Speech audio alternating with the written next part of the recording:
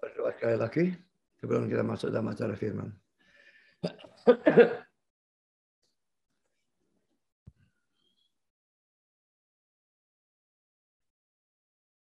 Bapa di surga, kami bersyukur bahwa dalam kebaktian ini kami kembali mendapatkan kesempatan, kebebasan untuk membaca, mendengar, mempelajari, merenungkan sebagian firman. Kami sekali lagi mohon supaya Engkau hadir, memimpin, mengarahkan, memberkati acara firman ini dalam penyampaian maupun dalam penerimaan. Tolong hamba-Mu dalam menyampaikan, berikan kekuatan, jasmani, pikiran, khususnya suara, berikan pengurapan, berikan kata-kata. Biarlah seluruh persiapan khotbahnya kami serahkan ke dalam tangan Tuhan. Dan Engkau sendiri tambahi, kurangi, ubahkan, sehingga hanya kehendak-Mu yang disampaikan. Dan betul-betul itu adalah kebenaran, dan semua bisa disampaikan dengan sebaik-baiknya, dengan benar, dan dengan sejelas-jelasnya. Lengkapi bungkus dengan kuasa dan pekerjaan Roh-Mu, karena kami cara tanpa itu semua akan sia-sia. Dan Tuhan tolong semua dalam mendengar, berikan hati yang terbuka, berikan kesegaran, berikan konsentrasi yang baik, dari awal sampai akhir, dan berikan terang secukupnya, supaya kami bisa mengerti. Dan setelah kami mengerti, berikan kami ketundukan. Biarlah semua kami bukan hanya mengerti, tapi menanggapi dengan sebaik-baiknya akan firman-Mu. Menanggapi, melaksanakan, dan kalau boleh bahkan memberitakan kepada orang-orang lain. Kami sadar juga setan akan bekerja, kami mohon Kau kuatkan semua kami. Terima kasih Bapa. Berfirmanlah, kami siap untuk mendengar. Dalam nama Yesus kami berdoa. Amin.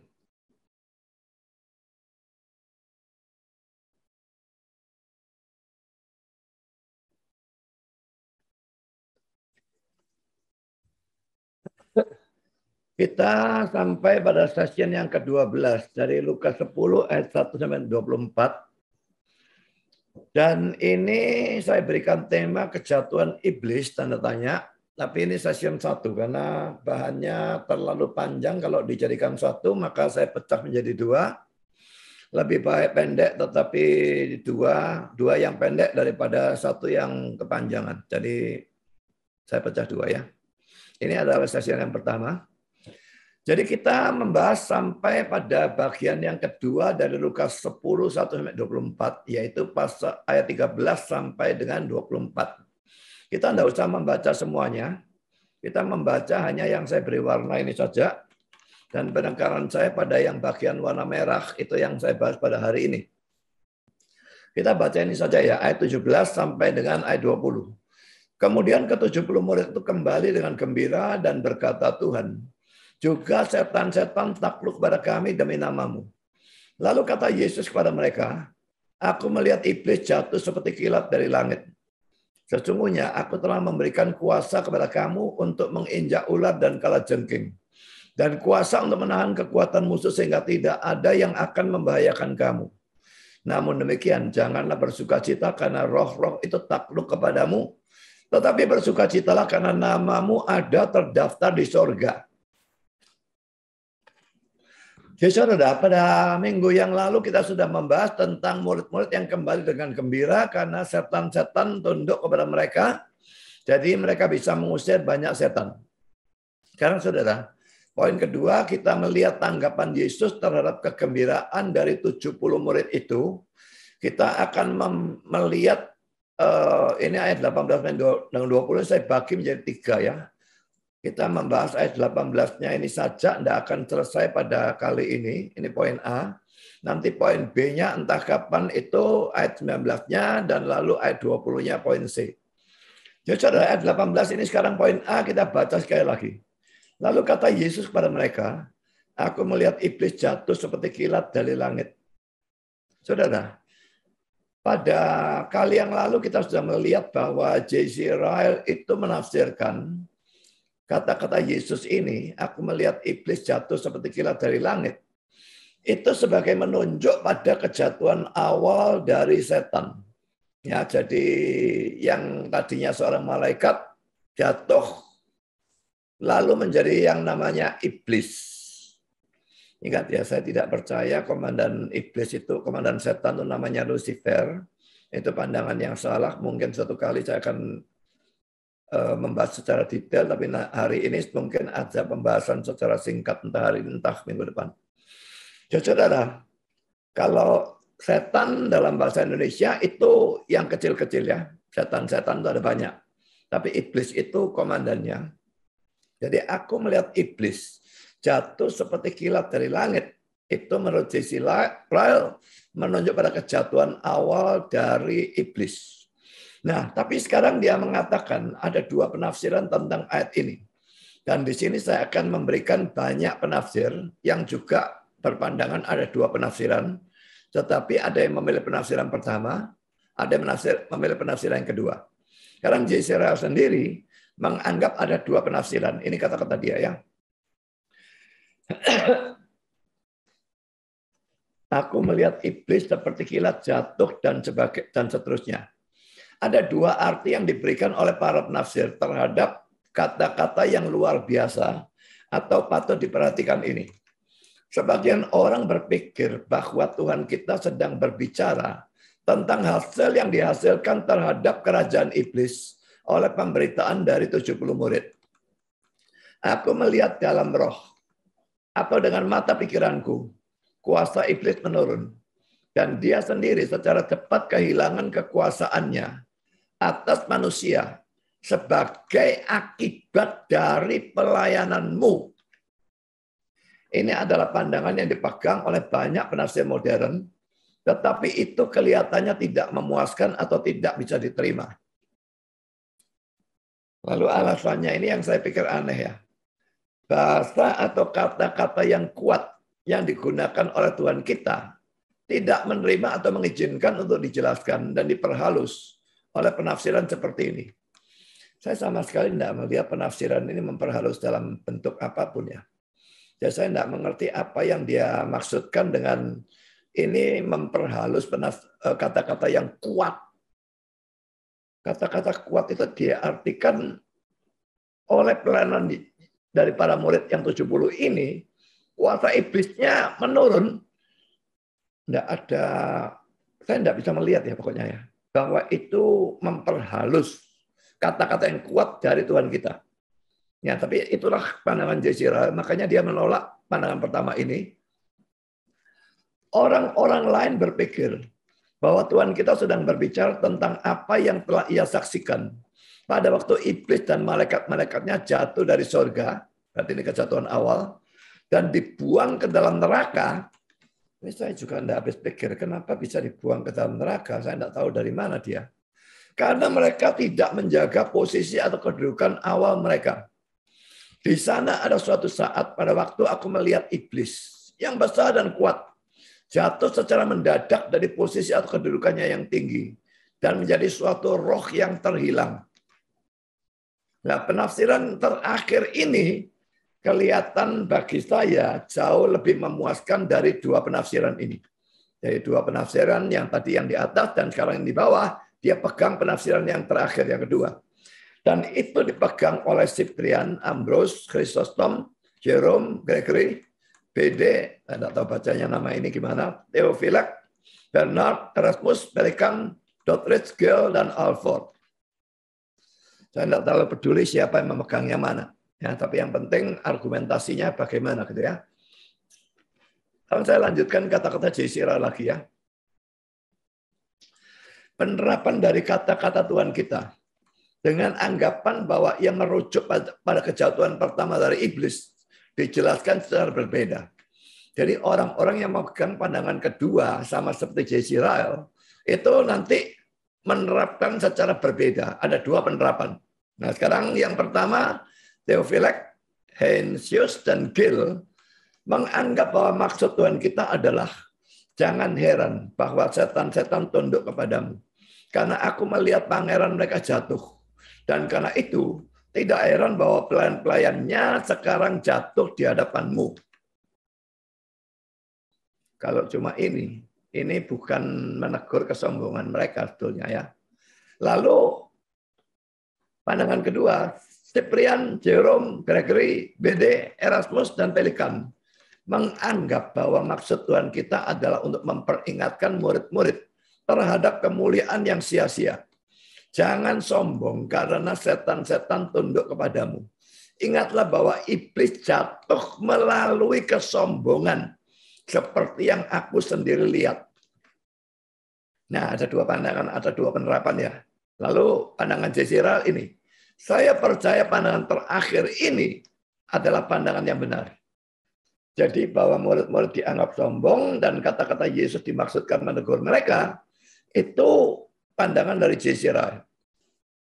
Dan saya berpikir itu diteguhkan oleh peringatan Santo Paulus kepada Timotius.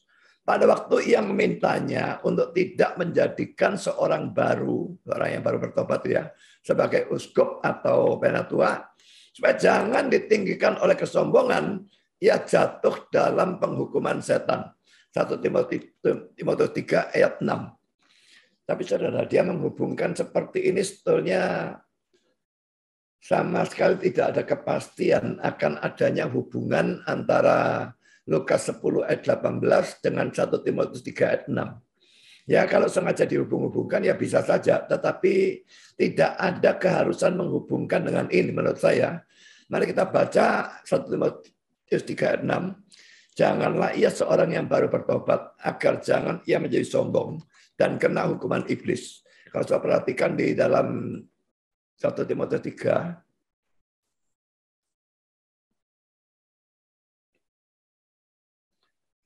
ini syarat penilik jemaat ya. Penilik jemaat atau penatua gitu ya. Syarat majelis katakanlah kasarnya ya. Jadi 1 terus sampai ayat 7. Ya. Jadi ayat 6 ini termasuk syarat dari seorang penatua atau majelis. Janganlah ia seorang yang baru bertobat. Agar jangan ia menjadi sombong dan kena hukuman iblis. Ya, ini sudah saya bahas sedikit pada kali yang lalu. Dan ini tidak perlu saya ulang panjang lebar. Sekarang William Barclay, saudara. William Barclay juga punya dua pandangan, memberikan dua pandangan sama seperti J.C. Ryle. Dan kelihatannya dia percaya secara sama dengan J.C. Ryle. Dia berkata demikian, pada waktu 70 murid itu kembali, mereka bersinar atau menunjukkan sukacita dengan kemenangan-kemenangan yang telah mereka capai dalam nama Yesus. Yesus berkata kepada mereka, aku melihat iblis jatuh seperti kilat dari surga atau dari langit. Itu adalah suatu ungkapan yang sukar untuk dimengerti. Itu bisa mempunyai dua arti. Ya, jadi dia memberikan dua arti juga ya. Pertama, itu bisa berarti aku dalam kurung telah melihat. Jadi dalam waktu lampau, maka saya katakan telah dalam kurung ya. Kalau di sini ya, it may mean I saw. Ya. Jadi bentuk lampau ya. Aku telah melihat kuasa-kuasa dari kegelapan dan kejahatan dikalahkan. Benteng dari iblis diserang dan kerajaan Allah ada dalam perjalanan. Itu bisa berarti bahwa Yesus telah mengetahui bahwa pukulan mematikan kepada iblis dan semua kuasa-kuasanya telah diberikan.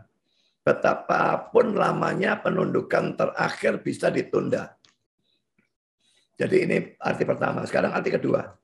Secara sama baiknya, itu bisa merupakan suatu peringatan terhadap kesombongan. Dongengnya adalah bahwa karena suatu kesombongan yang memberontak terhadap Allah, maka iblis dilemparkan keluar dari surga, di mana ia pernah menjadi kepala dari malaikat-malaikat. Saudara, saya tidak ngerti kok dia sebut kata ini dengan dongeng itu, saya tidak ngerti ya. Karena iblis memberontak dan sebagainya, karena kesombongan ini sebetulnya boleh dikatakan merupakan suatu fakta. Kenapa dia katakan sebagai dongeng? Apakah karena pandangan liberalnya? Saya tidak tahu. Tapi ini jelas bukan dongeng sebetulnya. Saya lanjutkan saja ya. Bisa saja bahwa Yesus sedang mengatakan kepada 70 murid itu, kamu telah mendapatkan kemenangan-kemenanganmu. Jagalah dirimu dari kesombongan, karena kepala dari semua malaikat pernah jatuh pada kesombongan dan dilemparkan dari surga. Jadi saudara, kita melihat bahwa ini juga punya dua pandangan. Lalu pandangan William Barclay yang mana? Kita lihat kata-kata Barclay selanjutnya. Jelas atau pasti, Yesus melanjutkan untuk memperingati murid-muridnya terhadap kesombongan dan keyakinan yang berlebihan. Jadi kelihatannya William Barclay juga punya pandangan seperti J.C. Ryle. Kata-kata Yesus dimaksudkan untuk menegur murid-murid itu. Sukses. Mereka jadi sombong, ditegur. Dulu malaikat itu jatuh karena sombong. Hati-hati kamu, jangan sombong karena kamu sukses mengusir setan. Ya, jadi kalau itu artinya, maka itu sudah saya berikan banyak penerapan pada kali yang lalu. Hati-hati dengan kesuksesan. Sukses itu membahayakan. Kalau itu yang benar. Ya. Tapi sekarang saudara, ada penafsir lain lagi. Leon Morris. Tidak mudah untuk melihat arti dari kata-kata. Aku melihat iblis jatuh seperti kilat dari sorga atau langit. Mungkin dalam misi dari 70 murid, Yesus melihat kekalahan iblis. Jadi ini pandangan yang tidak diterima oleh J.C. Ryle tadi ya. Lalu dalam kurung, kata kerjanya berarti, aku dulu sedang melihat atau sedang menonton. Imperfect tense. Nanti saya akan berikan penjelasan imperfect tense dalam bahasa Yunani. Suatu kekalahan yang sama mendadak dan tak terduganya. Kurung buka lagi. Bagi kekuatan-kekuatan dari kejahatan, kurung tutup, seperti suatu kilatan dari petir atau langit. Bagi pengamat yang dangkal, semua yang telah terjadi hanyalah bahwa beberapa pengkhotbah yang tergantung pada sedekah telah berbicara dalam beberapa kota-kota kecil dan menyembuhkan beberapa orang sakit. Memang cerai ya, kelihatannya pelayanan orang itu seringkali diremehkan. Apalagi kalau mereka kan bukan seperti rasul-rasul, wah rasul pangkatnya tinggi. Dari 70 murid ini kelihatannya orang-orang biasa saja. Jadi bagi orang yang mengamati mereka, ini orang-orang remeh, orang-orang kecil, khotbah, tergantung sedekah lakinya, dan sebagainya.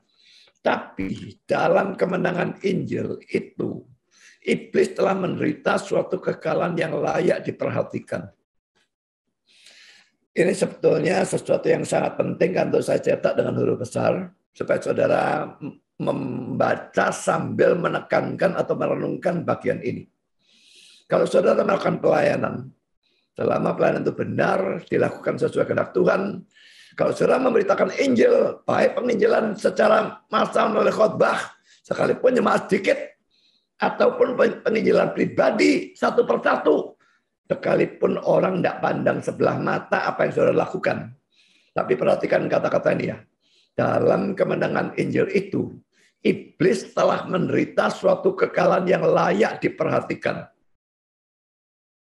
Kan itu saudara. Kalau suatu gereja menginjil, kalau suatu hamba Tuhan banyak menginjil, kalau seorang Kristen banyak menginjil, saya jamin serangan setan pada orang itu, pada gereja itu akan banyak luar biasa. Pelayanan-pelayanan yang lain mungkin juga diserang. Tapi saya pikir dia paling benci pelayanan penginjilan. Itu kasarnya. Menghasut anak-anak dia. Supaya melawan dia. Dan pindah posisi. Menjadi anak Tuhan. Melalui percaya kepada Kristus. Bagaimana dia tidak ngamuk? Kalau anak saudara dihasut orang. Sampai pro tetangga dan melawan saudara. Saudara ngamuk tidak? Setan pasti marah bukan main, dan karena itu orang yang nginjil bisa diharapkan, bisa dipastikan banyak menghadapi serangan setan. Kalau ternyata tidak, ada sesuatu yang salah. Mungkin Injilnya bukan Injil yang benar. Dia kira Injil yang benar, tapi Injilnya kacau balau. Kalau orang betul-betul memberitakan Injil secara benar, Injil yang benar, tidak bisa terhindar dari segala macam serangan setan. Saya lanjutkan. Kan dia memberikan pandangan yang kedua. Pandangan yang lain mengartikan bahwa kata-kata itu menunjuk pada kejatuhan iblis yang Yesus lihat pada zaman sebelum inkarnasi. Ini kejatuhan awal ya.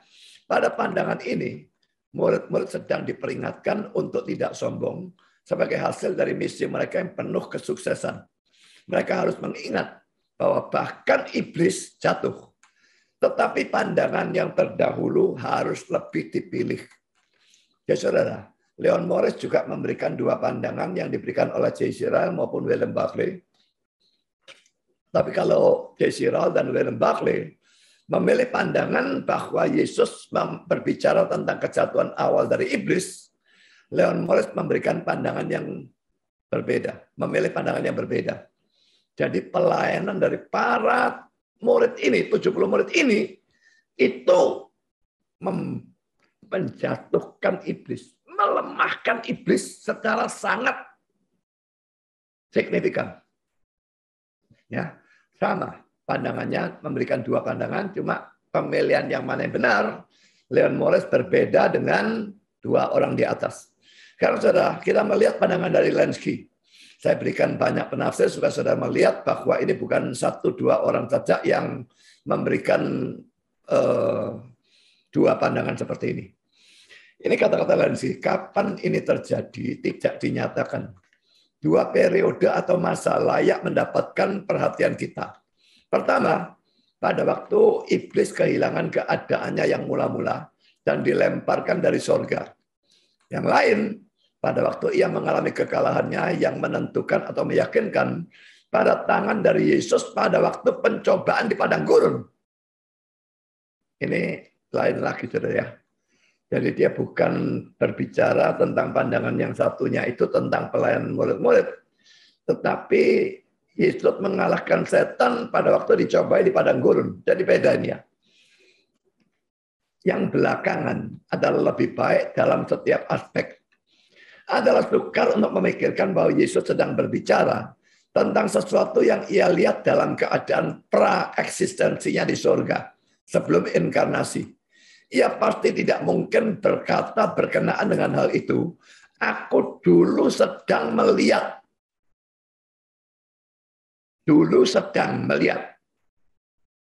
Ia berbicara sebagai seseorang yang dirinya sendiri menyebabkan kejatuhan yang fatal itu, yang melontarkan pukulan, yang melemparkan pangeran kejahatan ke bawah.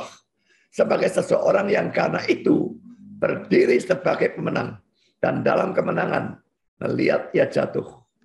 Selanjutnya, lebih lagi, Yesus menyebutkan kejatuhan ini sebagai penyebab sehingga setan-setan sekarang harus meninggalkan korban-korban mereka. Pada waktu mereka diperintah oleh murid-murid dalam nama Yesus. Ini menunjuk secara meyakinkan kepada Yesus sebagai penyebab dari kejatuhan iblis. Jadi saudara, karena Yesus sudah mengalahkan setan dalam pencobaan, maka sekarang murid-muridnya pun menggunakan nama Yesus bisa mengusir setan. Ya, jadi Lenski punya pandangan yang berbeda, sekalipun juga dua, tapi kemenangan murid disebabkan kemenangan dia dalam pencobaan di padang gurun 3 kali dicobai oleh setan itu.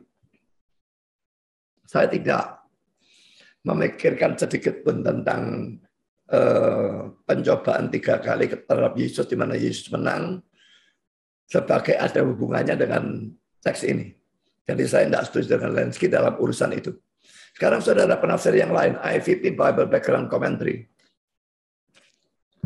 Sekalipun teks-teks yang sering dikutip pada zaman sekarang sebagai menggambarkan kejatuhan iblis, Yesaya 14, Yesaya 28 ayat 1, secara kontekstual hanya menunjuk pada raja-raja yang berpikir atau mengira bahwa mereka adalah Allah-Allah atau dewa-dewa. Banyak dari tradisi Yahudi percaya bahwa malaikat-malaikat telah jatuh, didasarkan secara khusus pada Kejadian 6, 1-3. Tetapi konteks dan tensa imperfect dari kata kerja bahasa Yunani, aku dulu sedang melihat atau menonton, bisa mengusulkan bahwa sesuatu yang sama sekali berbeda sedang dipertimbangkan di sini. Penguasa yang memproklamirkan diri dari zaman ini, Lukas 4 ayat 6 maksudnya ini setan ya, mundur dari posisinya di hadapan wakil-wakil Yesus atau 70 murid itu ya. Seseorang bisa membandingkan misalnya tradisi Yahudi bahwa malaikat penjaga dari Mesir jatuh ke dalam laut pada waktu Allah memukul orang-orang Mesir bagi Israel. Gambaran tentang jatuh dari surga atau langit biasanya tidak bersifat hurufiah, Misalnya ratapan 2 ayat 1. Coba sebelum ayat-ayat yang lain kita baca Lukas 2, ratapan 2 ayat 1-nya ya. Dia bilang istilah itu tidak biasanya bersifat hurufiah. Dan dia berikan contoh ratapan 2 ayat 1. Betapa Tuhan menyelubungi putri Sion dengan awan dalam murkanya. Keagungan Israel dilemparkannya dari langit ke bumi. Keagungan Israel dilemparkannya dari langit ke bumi itu. Apakah itu bisa berarti hurufiah? Kalau hurufiah berarti keagungan Israel tadi di langit atau di surga. Kalau dilemparkan ke bumi, nggak mungkin, saudara ya. Dihancurkan begitu saja artinya. Atau dijatuhkan secara sangat drastis. Langit dan bumi. Tapi jelas bukan arti hurufiah. Jadi dia mengatakan bahwa kalau dikatakan setan jatuh atau iblis jatuh dari langit dan sebagainya, itu tidak biasanya bersifat hurufiah. Dan dia berikan contoh ini. Jadi dia berikan argumentasi mengapa dia memilih penafsiran yang satunya dan bukan bahwa Yesus memaksudkan kejatuhan awal dari setan. Nah, saudara, ayat-ayat yang lain yang saya berikan sebagai referensi, Kejadian 6:1-3.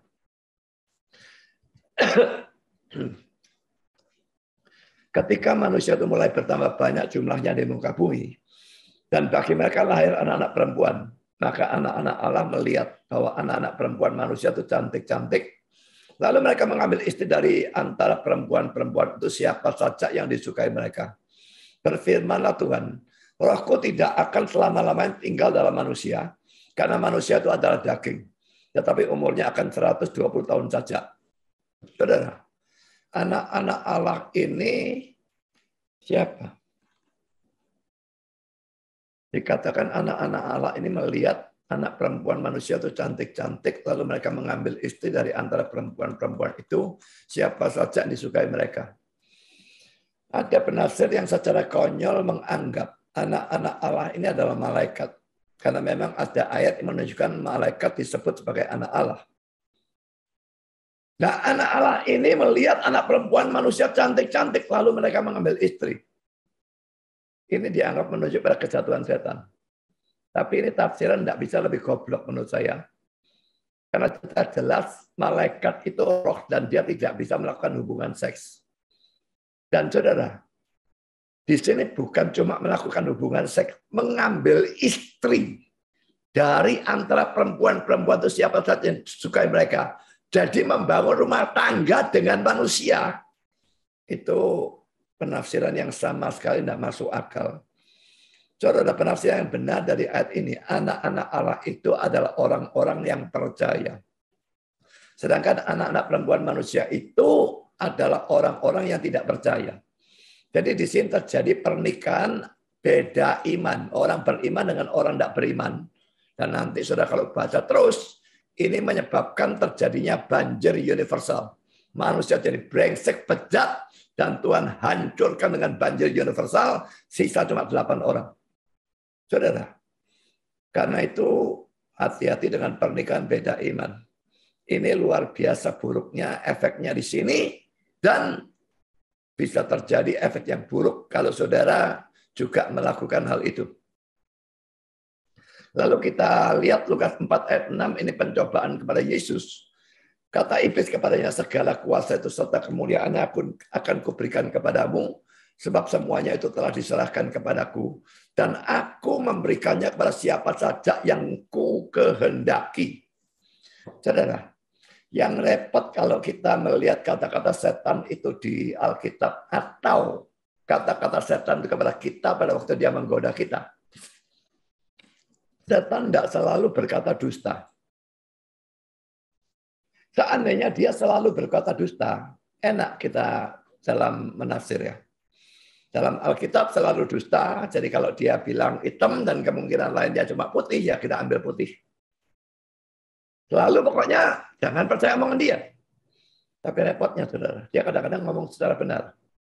Misalnya pada waktu Yesus mau menengking setan dari orang yang kerasukan.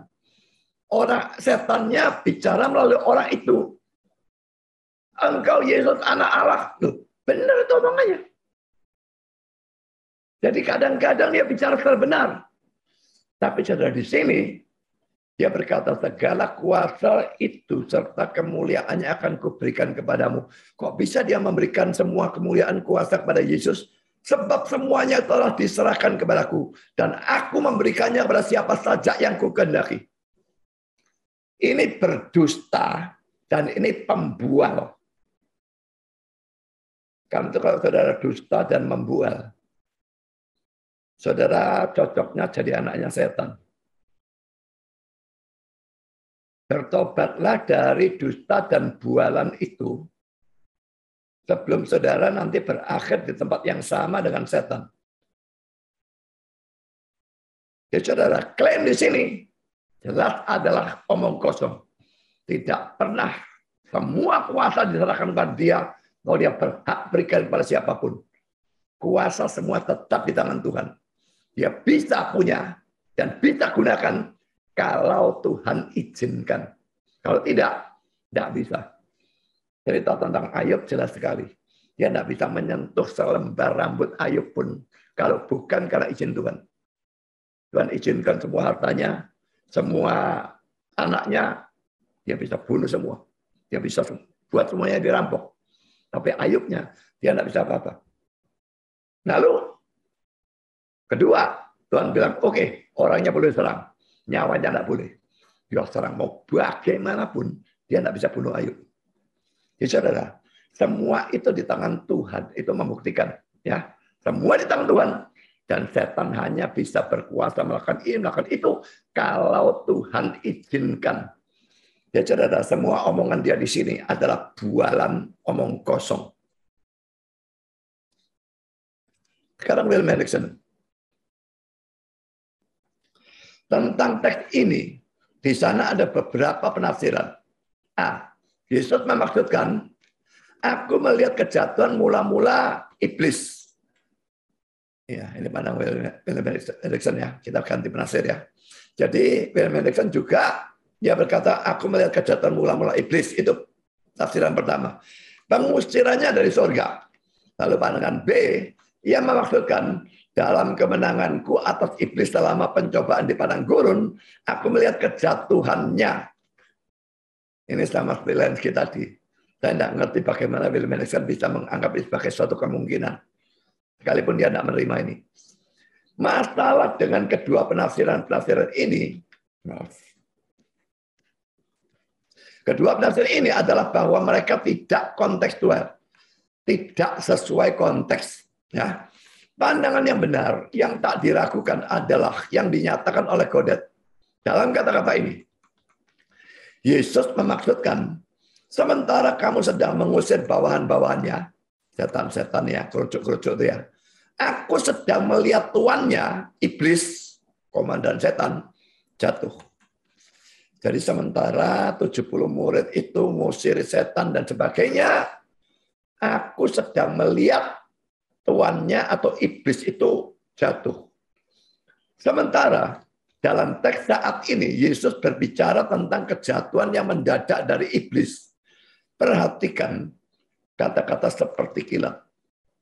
Mendadak dan mengejutkan. Karena murid-murid tidak mengharapkan kemenangan ini. Mungkin bahkan karena iblis sendiri tidak mengantisipasi atau mengharapkannya. Di tempat lain, sang guru atau Tuhan menunjuk pada pengeluaran dari pangeran kejahatan. Dalam kurung pengusirannya, Yohanes 12, 31, 32. Dan ini dalam hubungan dengan aktivitas Kristus sendiri yang menarik semua orang kepada dirinya sendiri. Pada kejatuhan dan pelemparan keluar ini, harus ditambahkan satu ungkapan simbolis lagi, yaitu tentang pengikatan orang yang kuat. Beelzebul, Matius 12, 27, 29. Dalam penafsiran dari Wahyu 21-3, kita pasti harus memberikan teks-teks ini apa yang layak mereka dapatkan. Suatu peraturan eksegesis yang baik adalah selalu mengizinkan kitab suci untuk menafsirkan kitab suci. Saudara, jadi kalau kita melihat ayat-ayat yang diberikan oleh William Hendriksen ini ya, kita baca ya, Yohanes 12, 31, 32. Sekarang berlangsung penghakiman atas dunia ini. Sekarang juga penguasa dunia ini akan dilemparkan keluar.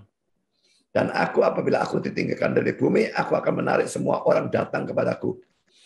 Jadi penguasa dunia ini pasti setan ya. Dia dilemparkan keluar itu dihubungkan dengan Yesus pada waktu dia ditinggalkan dari bumi akan menarik semua orang yang datang kepada dia. Lalu kita lihat Matius 12 ayat 27-29. Jadi jika aku mengusir setan dengan kuasa Beelzebul, dengan kuasa siapakah pengikut-pengikutmu mengusirnya? Sebab itu merekalah yang akan menjadi hakimmu. Tetapi jika aku mengusir setan dengan kuasa Roh Allah, maka sesungguhnya kerajaan Allah sudah datang kepadamu. Atau bagaimanakah orang dapat memasuki rumah seorang yang kuat dan merampas harta bendanya apabila tidak diikatnya dahulu orang kuat itu? Sesudah diikatnya, baru dapat ia merampok rumah itu. Wahyu 21:3. Lalu aku melihat seorang malaikat turun dari sorga, memegang anak kunci jurang maut, dan satu rantai besar di tangannya. Ia menangkap naga si ular tua itu, yaitu iblis dan Satan. Dan ia mengikatnya 1000 tahun lamanya. Lalu melemparkannya ke dalam jurang maut, dan menutup jurang maut itu, dan memeteraikannya di atasnya, supaya ia jangan lagi menyesatkan bangsa-bangsa sebelum masa 1000 tahun itu. Kemudian daripada itu ia akan dilepaskan untuk sedikit waktu lamanya. Terus sedikit bentar ya, saya akan ajak saudara melihat di Bible Wahyu 20 ayat 2 ini bagaimana terjemahnya. Karena dia mengatakan iblis dan Satan.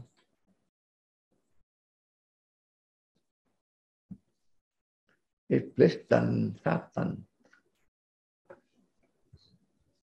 Oh, the devil itu setan mestinya terjemahnya. Satan itu terjemahnya iblis. Ya, jadi terbalik ini saya kira. The devil, diabolos, satanas. Ya, jadi yang ini terbalik mestinya. Nah, tapi saudara, poin saya dengan menunjukkan ayat referensinya William Hendriksen ini ya, tidak ada dari ketiga teks di atas ini yang menunjuk pada kejatuhan awal dari iblis. Kalau ada orang menafsirkan yang manapun dari 3 teks ini sebagai menunjuk pada kejatuhan awal dari iblis, itu tafsiran yang salah. Jadi saudara, saya sudah memberikan banyak penjelasan tentang arti kata-kata Yesus dalam Lukas 10 ayat 18, iblis jatuh seperti kilat dari langit dan sebagainya. Jadi itu bukan menunjuk pada kejatuhan awal dari iblis. Ya, saya tidak ingat dalam video mana Erastus Sabdono pernah menggunakan ayat ini, dan dia menggunakan ayat ini untuk menunjuk pada kejatuhan awal dari iblis. Tapi dia pasti pernah mengatakan itu.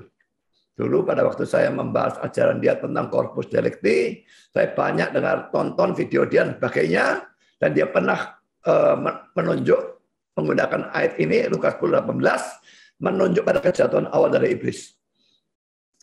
Dan terus terang, saya sendiri dulu berpikir sama. Saudara melihat sekarang pentingnya kita belajar secara eksposisi. Hampir tidak ada, kalau tidak betul-betul tidak ada, orang yang betul-betul membahas secara eksposisi.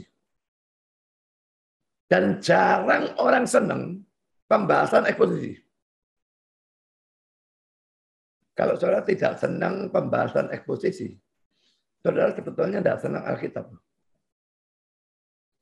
Senang topik dan apalagi topik yang ya kontroversial, predestinasi dan macam-macam hal seperti itu. Wah, orang ramai senang. Cuma senang topik-topik tertentu dari Alkitab. Tidak menunjukkan saudara senang Alkitab atau firman Tuhan sendiri. Orang yang senang Alkitab atau firman Tuhan sendiri, seharusnya senang eksposisi. Karena eksposisi itu betul-betul membuat kita mengerti ayat per ayat. Kalau ini tidak saya bahas secara eksposisi, saya akan terus punya pandangan salah bahwa Lukas 10 ayat 18 menunjuk pada kejatuhan awal dari iblis. Tapi sekarang pada waktu membaca eksposisi, lihat para penafsir dan sebagainya, lihat konteksnya, saya tahu tidak demikian. Ya saudara, sekarang setelah mempelajari lebih dalam tentang ayat ini, mempelajari secara eksposisi, Saya berpendapat bahwa ayat ini tidak ada hubungannya dengan kejatuhan awal dari iblis.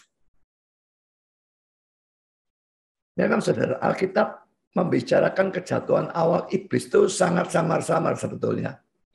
Ada tapi sangat samar-samar. Saya punya videonya, bisa dicari sendiri. Tuhan tidak menganggap penting rupanya.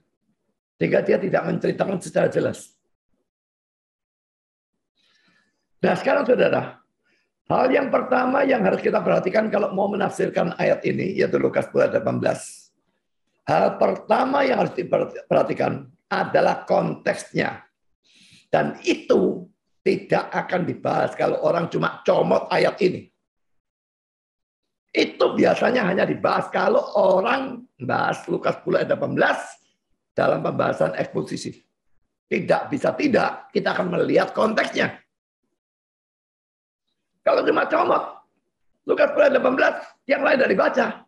Lah, kita sangat mungkin akan menganggap itu menunjuk pada kejatuhan awal dari iblis. Tapi diperhatikan konteksnya. Konteksnya apa? Konteksnya adalah pengutusan 70 murid oleh Yesus, Lukas 10, 1-16. Dan kembalinya mereka dengan gembira dari pengutusan itu. Dan mereka kembali dengan gembira itu karena apa? Karena setan-setan tunduk kepada mereka demi nama Yesus. Ini ada dalam ayat 17. Kita baca sekali lagi Lukas 10 ayat 17 tadi. Kemudian ke-70 murid itu kembali dengan gembira dan berkata, Tuhan juga setan-setan takluk kepada kami demi namamu. Lalu kata Yesus kepada mereka, aku telah melihat. Aku melihat iblis jatuh seperti kilat dari langit. Melihat itu nanti kita mesti lihat di dalam Bible Book ya.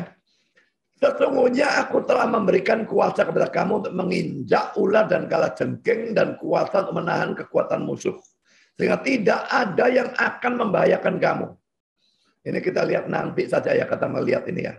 Ini dalam imperfect tense. Jadi dalam masa lampau aku sedang melihat. Tapi masa lampau, aku dulu sedang melihat atau beberapa waktu yang lalu sedang melihat. Ini konteksnya murid-murid kembali dengan gembira dari pelayanan karena berhasil mengusir setan. Bukan konteksnya menunjuk pada kejatuhan awal dari setan. Juga kalau konteksnya yang setelahnya kita perhatikan, yaitu ayat 19.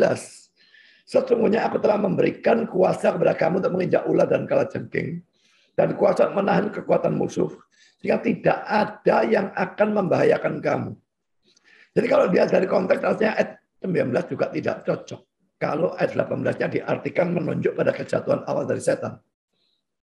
Setan jatuh dulu, lalu dia bilang, aku telah memberikan kepada kamu kuasa untuk menginjak ular, dan kalajengking, kuasa menahan kekuatan musuh. Apa hubungannya? Lalu sekarang dia kembali lagi ayat 20-nya. Namun demikian janganlah bersukacita karena roh-roh itu tak takluk kepadamu. Tapi bersukacitalah karena namamu ada terdaftar di surga. Kalau diartikan kejatuhan awal, rasanya tidak cocok sama sekali dengan seluruh konteks. Nah, hal yang kedua yang harus kita perhatikan adalah kata melihat yang saya cetak dengan huruf besar itu. Yang dalam bahasa Yunani ada dalam imperfect tense. Tadi kita melihat sudah ada penafsir yang menggunakan imperfect tense itu ya, menyebut itu sebagai imperfect tense. Nah, tapi penjelasannya baru sekarang. Dan nanti kita akan melihat juga mungkin ada banyak penafsir yang menggunakan imperfect tense itu. Dan memang kalau kita melihat buku-buku tafsiran, banyak yang memperhatikan kata melihat ini yang menggunakan imperfect tense dan itu dipakai sebagai dasar. Tidak memungkinkan menunjuk pada kejatuhan awal dari setan. Sekarang saya jelaskan dulu apa imperfect tense dalam bahasa Yunani. Saya kira saya sudah beberapa kali menjelaskan imperfect tense ini. Tetapi saya tidak berharap saudara mengingat hal ini. Jadi setiap kali saya gunakan, saya berikan lagi kutipan yang sama dari Grace Mission yang menyusun sebuah buku New Testament Greek for beginners. Jadi memang buku ini mengajar gramatika dan sebagainya, tetapi ini untuk orang-orang yang baru belajar bahasa Yunani. Dia berkata demikian, dalam masa present, tidak ada bentuk khusus dari kata kerja dalam bahasa Yunani untuk menunjukkan tindakan yang terus-menerus. Di sana tidak ada pembedaan dalam bahasa Yunani antara I lose dan I am losing. Kalau I lose itu bisa terus-menerus, kalau I am losing itu aku sedang kehilangan. Ya. Tetapi dalam masa lampau, kalau tadi masa present tidak ada pembedaan. Tapi dalam masa lampau, pembedaan itu dibuat dengan lebih tajam daripada dalam bahasa Inggris. Tense dalam mana bentuk indikatif digunakan sebagai past tense biasa disebut aorist. Tense yang menunjukkan tindakan yang terus berlangsung pada masa lampau disebut the imperfect.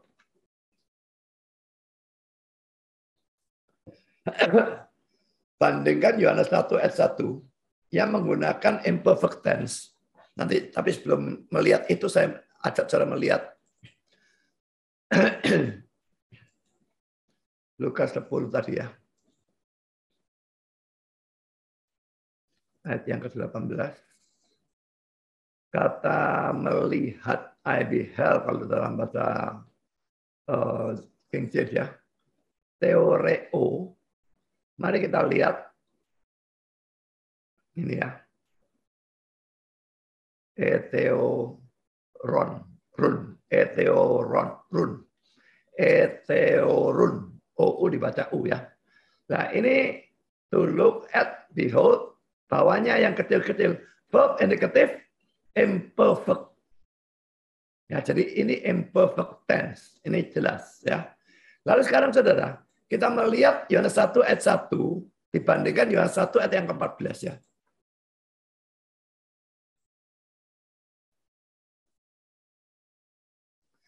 Pada mulanya adalah Allah, firman itu bersama-sama dengan Allah, firman itu ada Allah.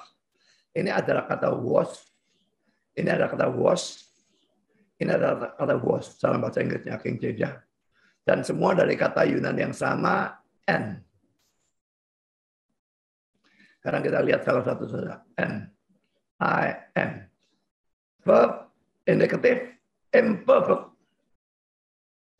Jadi ini sebetulnya pada waktu diterjemahkan was ini tidak terlalu cocok, tapi mau bagaimana menerjemahkannya? Tidak bisa menerjemahkannya. Ya, jadi ini bukan satu titik tok di masa lampau, tapi terus-menerus. Jadi pada mulanya ada firman dan dia tuh ada terus-terusan. Dan firman itu ada bersama Allah, itu terus-terusan juga. Dan firman itu adalah Allah, itu terus-terusan juga. Ini kalau kita tahu arti dari imperfect. Tapi sekarang sudah pada waktu kita melihat dalam ayat yang ke-14, waktu dia berinkarnasi, and the word was made flesh.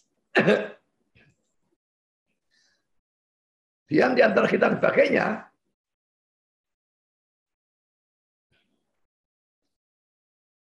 Ini bukan digunakan kata dalam bentuk imperfect tense, tapi dalam verb indicative aorist. The word became flesh. Firman menjadi daging. Inkarnasi Yesus itu tindakan sesaat ya. Memang terus dia daging. Tapi menjadi dagingnya, mengambil manusia itu, tindakan sesaat. Maka digunakan bentuk aorist. Tense-nya itu aorist, bentuk lampau. Jadi ini kontra sekali. Yohanes 1 ayat 1 menggunakan imperfect. Yohanes 1 ayat 14 menggunakan aorist tense. Nah sekarang kembali kepada teks yang kita bahas. King James, RSV, NIV, dan ESV menerjemahkan kata melihat itu dalam past tense biasa. Beheld atau saw. NESV menerjemahkan secara lebih tepat, yaitu was watching. Juga YLT menerjemahkan was beholding. Seandainya dalam bahasa Yunani-nya digunakan aorist tense atau past tense biasa itu ya, maka adalah mungkin kalau Yesus memaksudkan kejatuhan awal dari iblis. Karena kejatuhan awal dari iblis itu kan seketika. Das. Dia melakukan kejahatan apapun itu, sombong atau mau jadi Allah atau apapun. Begitu pikiran itu ada dalam hati atau pikiran dia jatuh seketika. Maka kalau menunjuk ke sana, mestinya Yesus melihat itu dalam bentuk aorist. Tetapi ternyata bukan aorist yang digunakan. Yang digunakan imperfect. Jadi karena yang digunakan adalah imperfect tense, maka tidak mungkin kejatuhan awal iblis yang dimaksudkan oleh Yesus. Karena kejatuhan awal itu hanya terjadi dalam sesaat. Jadi kata-kata Yesus dalam ayat 18 ini berhubungan dengan pelayanan 70 murid ini yang membuat kerajaan iblis berantakan. Kalau pelayanan murid 70 murid ini biarpun singkat, tetapi bukan sesaat. Mereka tidak ngusir satu setan berkali-kali. Katakanlah 1 minggu atau 2 minggu, berapapun ini dalam durasi tertentu. Bukan sesaat. Maka pada saat mereka ngusir setan, Yesus sedang melihat pakai imperfect. Itu cocok. Setan jatuh seperti kilat dari langit. Jadi saudara, baik dilihat dari konteksnya, maupun dilihat dari gramatikanya, sebetulnya ini tidak mungkin menunjuk pada kejatuhan awal dari setan. Tetapi menunjukkan pelayanan 70 murid ini, 70, bukan 12 rasul. Orang-orang biasa diutus menyembuhkan penyakit, mengusir setan, memberitakan Injil. Ini membuat kerajaan iblis berantakan.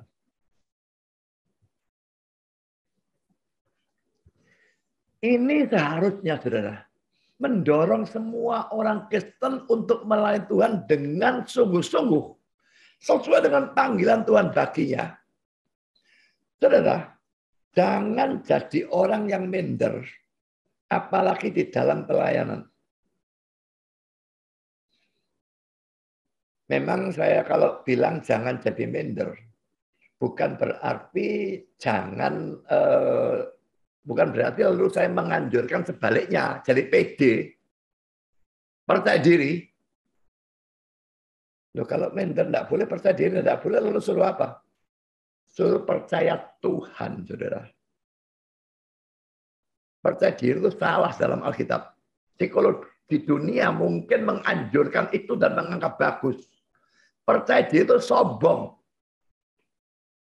Saudara kira diri saudara siapa? Saudara percaya dia.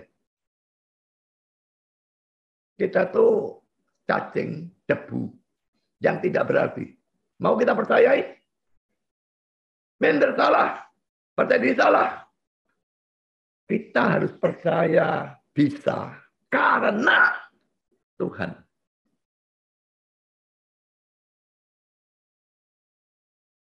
Jadi saudara, kalau 70 murid yang sederhana ini bisa membuat kerajaan iblis itu berantakan. Ini mestinya mendorong semua orang kita melayani Tuhan dengan sungguh-sungguh sesuai panggilan Tuhan. Dengan percaya bahwa Tuhan bisa menggunakan dirinya. Mungkin bukan mengusir setan atau menyembuhkan penyakit. Tapi secara sama membuat kerajaan iblis berantakan.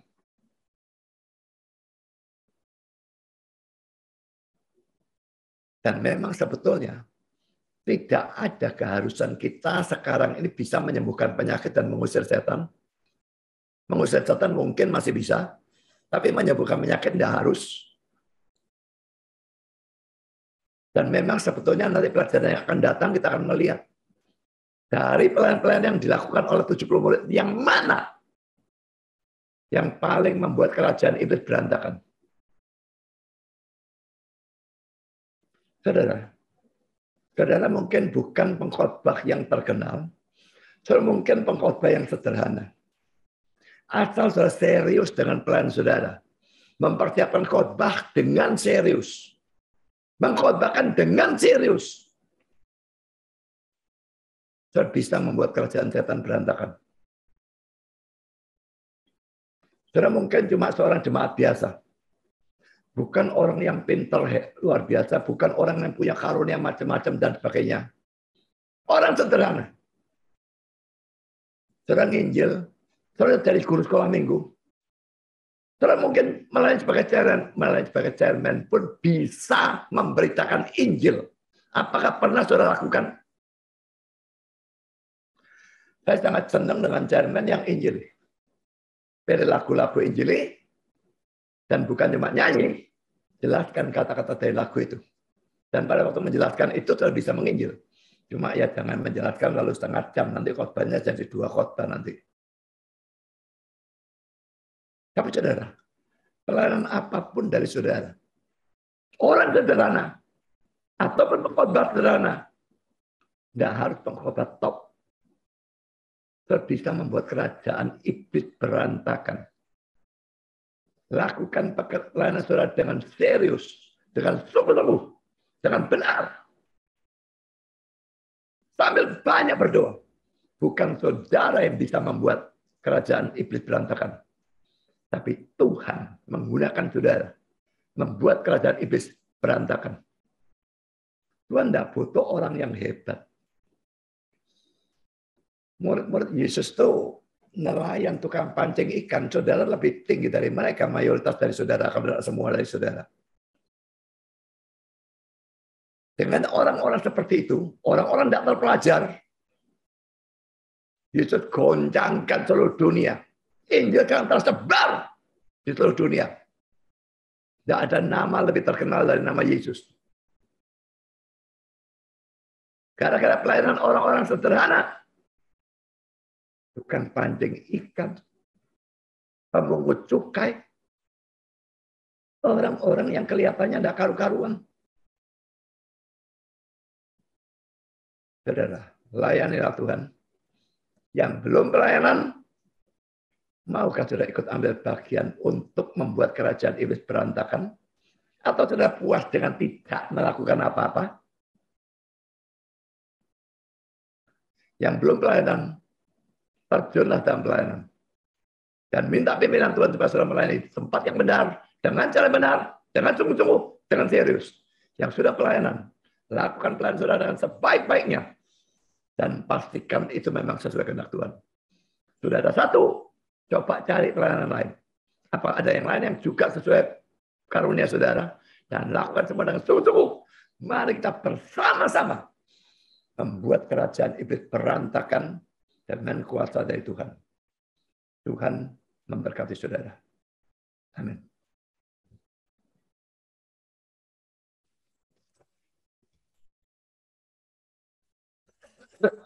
Kita berdoa. Di surga, terima kasih bahwa kami sudah belajar sebagian lagi dari firman-Mu. Dan kami sudah melihat arti yang benar dari Lukas 10 ayat 18 yang seringkali diartikan secara salah. Bahkan sampai sekarang diartikan secara salah oleh banyak penafsir, seakan-akan menunjuk pada kejatuhan awal dari iblis. Tuhan, kami bersyukur atas pengertian yang Engkau berikan kepada kami. Dan biarlah melalui pengertian yang benar ini kami sadar betapa pentingnya kami dalam pelayanan, bukan karena kami hebat, tapi Engkau yang hebat bisa memakai kami yang tidak ada apa-apanya. Biarlah semua kami mau menyerahkan diri dalam pelayanan. Dan biarlah Engkau mengarahkan kami untuk terjun dalam pelayanan yang sesuai dengan kehendak-Mu. Sesuai dengan karunia-karunia yang ada pada kami. Dan biarlah itu bisa berguna untuk menggoncangkan, menghancurkan kerajaan iblis. Kami sadar bahwa kalau kami melayani seperti itu, setan akan menyerang kami. Tolong berikan kami kekuatan dan hikmat. Supaya jangan kami jatuh dan mundur dan sebagainya karena serangan setan. Tapi terus bersama dengan Engkau. Melayani Engkau sampai kami bertemu Engkau muka dengan muka. Terima kasih Bapa. Dalam nama Yesus kami berdoa. Amin.